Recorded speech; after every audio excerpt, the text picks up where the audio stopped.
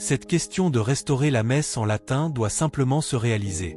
Ces mots ne viennent pas d'un blogueur en colère ou d'un prêtre de campagne, mais d'un cardinal de la Sainte Église romaine, et pas n'importe lequel.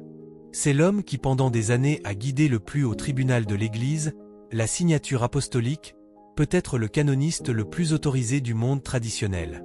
Quand une figure de son envergure parle avec une telle clarté, ce n'est pas un caprice passager. C'est un signal d'alarme. Et ces derniers jours, le cardinal Raymond Burke a sonné de puissantes alarmes qui résonnent dans toute l'Église. À la fin de cette réflexion, vous verrez pourquoi ces déclarations portent une telle gravité et pourquoi elles touchent les deux réalités qui comptent pour chaque catholique. Comment l'Église est gouvernée et comment elle prie. Commençons par l'essentiel. Dans des interviews, des discours et des interventions publiques, le cardinal Burke a déclaré qu'il est évidemment possible d'être pleinement catholique tout en vivant la vie sacramentelle selon les livres liturgiques de 1962, c'est-à-dire selon le rite romain ancien. Prétendre le contraire est simplement inacceptable.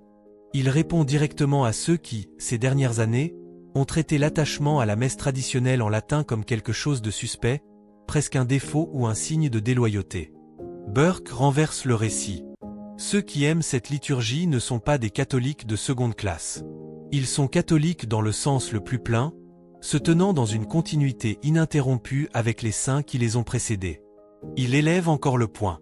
Le rite ancien est un trésor inestimable de l'Église, intimement lié à l'identité même de l'Église catholique romaine. Ce n'est pas une option nostalgique ou une préférence privée. C'est une partie constitutive de l'âme de l'Église. Burke démantèle le préjugé commun que cette messe n'est que pour les personnes âgées. Au contraire, insiste-t-il, cette liturgie est profondément missionnaire. Ses fruits sont visibles aujourd'hui comme ils l'ont été pendant des siècles. Elle attire les âmes par son sens inimitable du sacré et du transcendant. Cela est particulièrement évident parmi les nouvelles générations qui, dans un monde devenu implacablement horizontal et superficiel, ressentent une profonde faim pour le vertical, pour le divin, pour le mystère.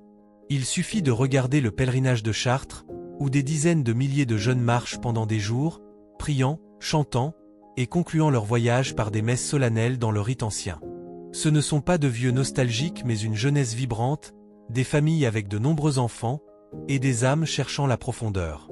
Le pèlerinage a battu des records, attirant des participants de nations entières, et le cardinal Burke lui-même a célébré sa messe pontificale solennelle de clôture, appelant les fidèles à la persévérance sans découragement. Là, dans les chants et dans la grande cathédrale, on voit la réalité vivante. Là où la messe traditionnelle en latin est chérie, les séminaires se remplissent de vocations, les familles s'épanouissent et la foi est transmise avec joie et conviction. Ce n'est pas une théorie abstraite. Burke parle d'expérience personnelle. En tant que prêtre et évêque, il a été enrichi par la célébration de l'usu antiquior. Il le décrit comme une forme du rite romain qui a nourri l'Église pendant plus de 15 siècles. Le pape Benoît XVI a clairement établi que ce qui a été bon et beau pendant si longtemps ne peut pas soudainement être déclaré nuisible. Burke fait écho à cela. Les fidèles attachés à cette liturgie sont des catholiques dévoués qui s'efforcent de vivre intensément leur foi et de la transmettre à leurs enfants. Ce ne sont pas des extrémistes mais souvent les membres les plus engagés de l'Église. Les grandes familles, la catéchèse sérieuse, la dévotion profonde à l'Eucharistie, ce sont là les marques ordinaires de ces communautés. Pourtant des restrictions importantes ont été imposées. Traditioni custode et des mesures ultérieures ont créé de véritables difficultés, et aux yeux de beaucoup, s'apparente à une forme de persécution contre ceux qui sont nourris spirituellement par l'usage ancien. Le cardinal Burke n'est pas resté silencieux. Il a demandé la restauration des libertés accordées par Summorum Pontificum. Il espère que le pontificat actuel prendra sérieusement la question et mettra fin aux limitations inutiles. Il a même suggéré la création d'une structure vaticane dédiée, un dicaster ou un organe similaire, pour prendre soin des fidèles attachés à la forme plus ancienne afin qu'ils puissent recevoir tous les sacrements selon les rites traditionnels. C'est une proposition concrète et pastorale d'un homme qui comprend à la fois la loi et les âmes. Pourquoi cette question pèse-t-elle si lourd? Parce que la liturgie n'est pas simplement un rituel. C'est la prière de l'Église qui forme la croyance. Lex orandi, lex credandi. La messe traditionnelle en latin incarne la foi transmise à travers les âges dans son recueillement, son orientation, ses prières et son silence. La marginaliser, c'est risquer de couper l'Église de sa propre tradition vivante. Burke nous rappelle que cette forme n'a pas été inventée hier mais a façonné des papes, des saints, des missionnaires et d'innombrables croyants ordinaires. Sa beauté et sa solennité parlent à travers les cultures et les générations. En même temps, le cardinal Burke relie cette préoccupation liturgique à des questions plus profondes de gouvernance dans l'Église. Il a parlé ouvertement de la synodalité qui a marqué ces dernières années. Dans des interviews après des consistoires, il a observé que le mot « synodalité » lui-même manque d'une définition claire et n'a pas d'histoire substantielle dans la doctrine de l'Église telle qu'elle est maintenant promue. Un canoniste de sa calibre faisant une telle déclaration est frappant. Cela suggère que des réorganisations et des processus majeurs sont construits autour d'un concept qui est, au mieux, vague, et au pire, ouvert à la manipulation. Il a décrit les récents rassemblements de cardinaux comme hautement contrôlés. Des animateurs de groupes présélectionnés, des opportunités limitées d'intervention libre, et des rapports finaux qui ne reflètent que ce sur quoi tout le monde est d'accord. Les voix dissidentes ou minoritaires, même sur des questions critiques, risquent de disparaître du compte-rendu. Cela, note-t-il subtilement mais puissamment, est le contraire d'une véritable écoute. Un processus qui prétend entendre tout le monde mais filtre ceux qui ne s'alignent pas avec la direction souhaitée mine la confiance et le rôle propre des cardinaux en tant que conseillers du pape. Pour la vie de l'Église et le salut des âmes, insiste-t-il, tout ce projet de synodalité doit être mis en pause pour une étude sérieuse et approfondie. Les deux alarmes parlent le même langage. D'un côté, un nouveau mot indéfini est utilisé pour remodeler la façon dont l'Église pense et décide. De l'autre, une liturgie ayant 2 millénaires de racines est regardée avec suspicion et restreinte. Le paradoxe est évident. Ce qui n'a pas de profonde histoire est exalté, tandis que ce qui a soutenu l'Église pendant des siècles est traité comme problématique. Burke élève sa voix contre cette inversion, non pas comme un rebelle mais comme un fils fidèle offrant une correction de l'intérieur. Il répète que ses préoccupations viennent de l'amour pour l'Église, non de l'opposition au Saint-Père. Il reste obéissant tout en exhortant à la prudence. Il reconnaît les bonnes intentions derrière les réformes. Le désir d'accessibilité pastorale après le concile était sincère. Beaucoup célèbrent le Novus Ordo avec noblesse et recueillement, même en latin.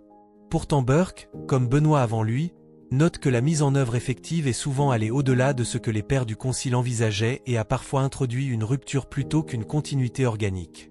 Le débat entre historiens continue, mais le point reste valide et mérite réflexion.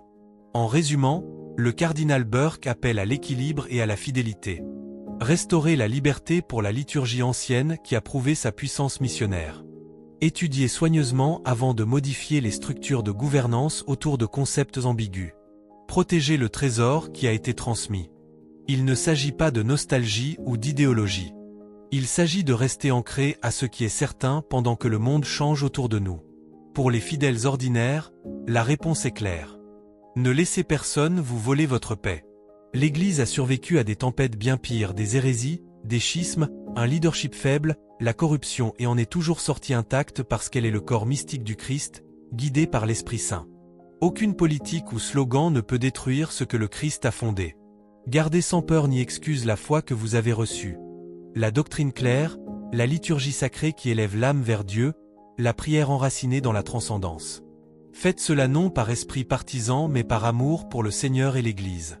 Soutenez les communautés qui célèbrent la messe traditionnelle en latin. Enseignez à vos enfants sa beauté. Participez au pèlerinage qui témoigne de cette tradition vivante. La voix du cardinal Burke, bien que celle d'un cardinal âgé nageant à contre-courant de certains courants, porte un poids particulier précisément en raison de son érudition, de son service et de son amour évident. Un mot clair et courageux d'un tel homme peut outrepeser un millier de documents soigneusement formulés qui disent peu. Les catholiques du monde entier font attention parce que son appel à restaurer la messe en latin touche quelque chose de profond.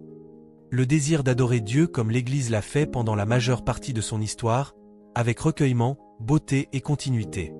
La messe traditionnelle en latin ne disparaîtra pas parce qu'elle ne le peut pas. Elle appartient au patrimoine vivant de l'Église. Là où on lui permet de s'épanouir, l'Église grandit. Les alarmes de Burke sont des invitations à redécouvrir ce don. Elles nous convoquent à la fidélité, à la mission et à l'espérance. La barque de Pierre a navigué à travers des tempêtes auparavant.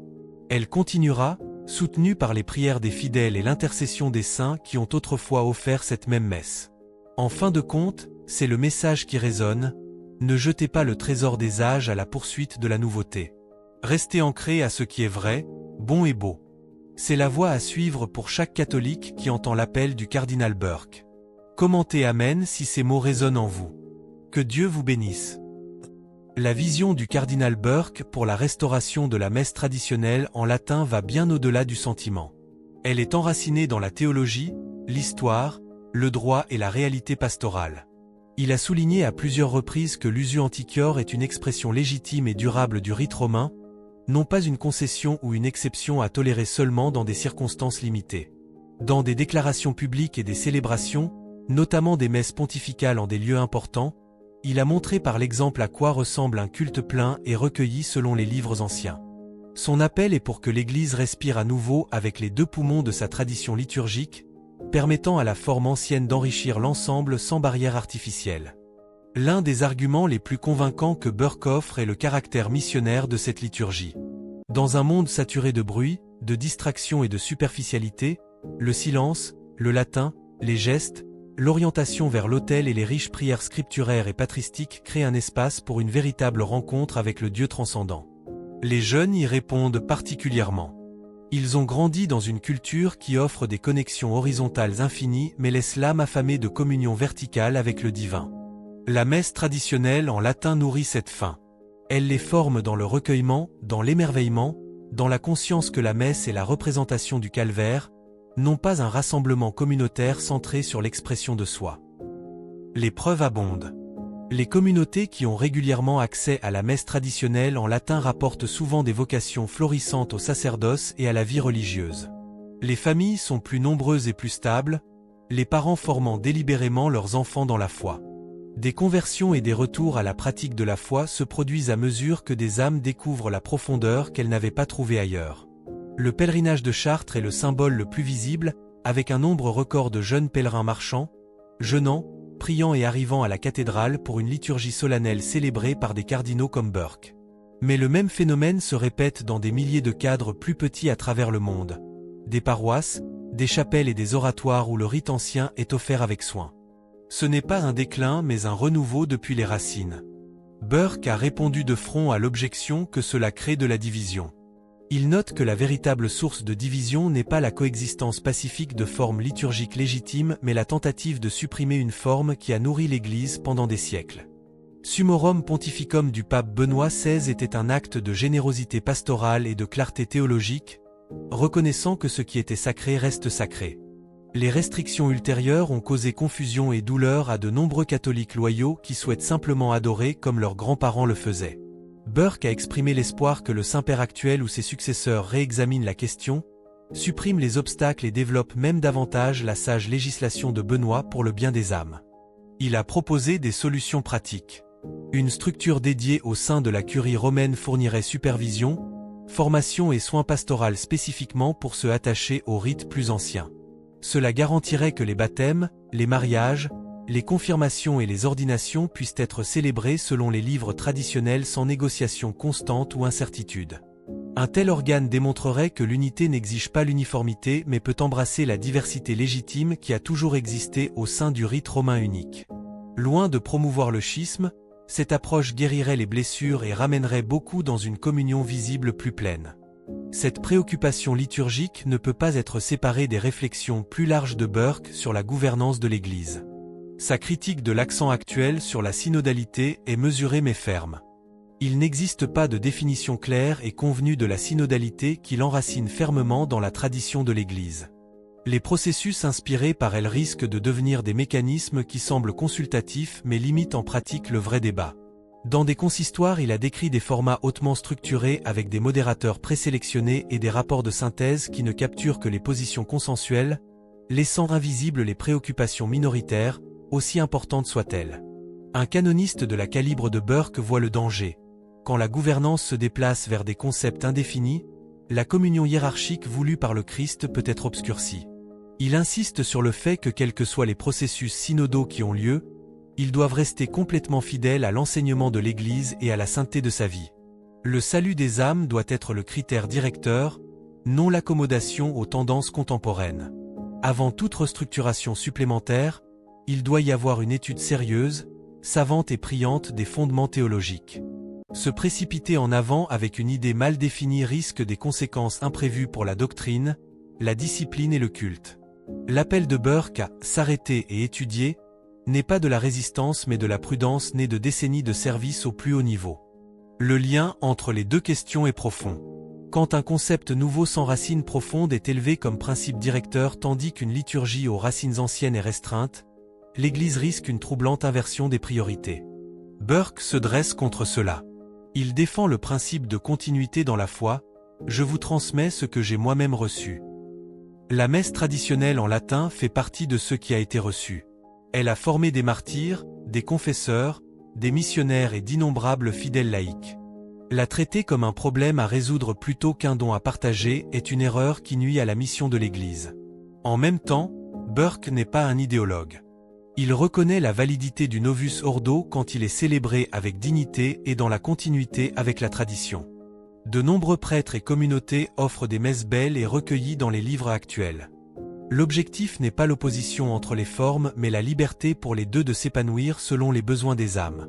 Le rite ancien, cependant, porte une densité unique de traditions qui méritent protection et promotion, surtout pour ceux qui y trouvent leur foyer spirituel. Dans des homélies et des discours, comme ceux à Chartres ou d'autres pèlerinages, Burke appelle les fidèles au courage et à l'espérance. Il invoque Saint Joseph comme gardien de l'Église, protecteur de la sainte tradition, doctrine, liturgie et discipline. Les pèlerins et les dévots sont encouragés à ne pas céder au découragement mais à persévérer comme témoins dans un âge séculier. Ce n'est pas un appel aux armes contre l'autorité mais une convocation à la fidélité au sein de l'Église. Burke l'incarne lui-même, fils loyal, cardinal obéissant, pourtant sans peur de dire la vérité telle qu'il la voit pour le bien de tous. Pour les catholiques ordinaires qui écoutent ces alarmes, les réponses pratiques importent. Premièrement, maintenez la paix intérieure.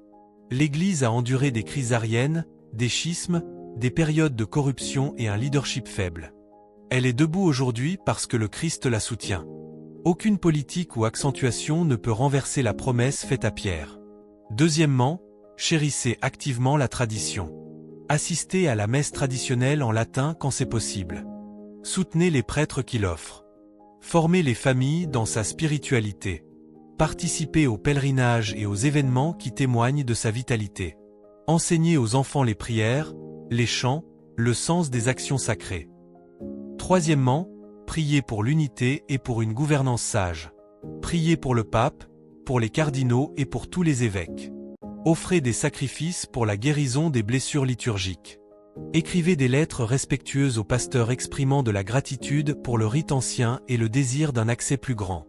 Engagez-vous dans des apostolats qui forment les âmes en profondeur plutôt qu'en largeur superficielle. L'attention que reçoivent les mots de Burke montre que beaucoup de catholiques sentent que quelque chose d'important est en jeu. Ils voient de jeunes familles vibrantes, des chapelles combles, des séminaires en croissance et une prière fervente dans les communautés traditionnelles. Ils contrastent cela avec des statistiques de déclin ailleurs et se demandent pourquoi les fruits évidents ne sont pas encouragés plus largement. Burke donne voix à cette question avec autorité et charité. En fin de compte, son message est un message de restauration, non de révolution. Restaurer la liberté qui permet à la liturgie ancienne d'enrichir l'Église. Restaurer un mode de gouvernance qui valorise la consultation franche enracinée dans la foi pérenne. Restaurer la confiance que les trésors du passé sont des dons pour l'avenir. C'est le chemin du vrai renouveau profondément catholique, missionnaire et fidèle au Seigneur qui a dit « Je suis avec vous tous les jours ». Les alarmes du cardinal Burke sonnent à un moment critique. Les catholiques font attention parce qu'ils reconnaissent dans sa voix la continuité de la foi qu'ils aiment. Que ces appels portent des fruits abondants afin que toute l'Église puisse à nouveau se glorifier dans le plein patrimoine de son culte et marcher ensemble dans la vérité, la charité et la beauté de la sainteté. La messe traditionnelle en latin n'est pas une relique. C'est une fontaine vivante. Qu'elle coule à nouveau librement pour la gloire de Dieu et le salut des âmes. Commentez Amen si vous soutenez cet appel à la fidélité et à la restauration. Que Dieu vous bénisse et vous garde dans la paix du Christ.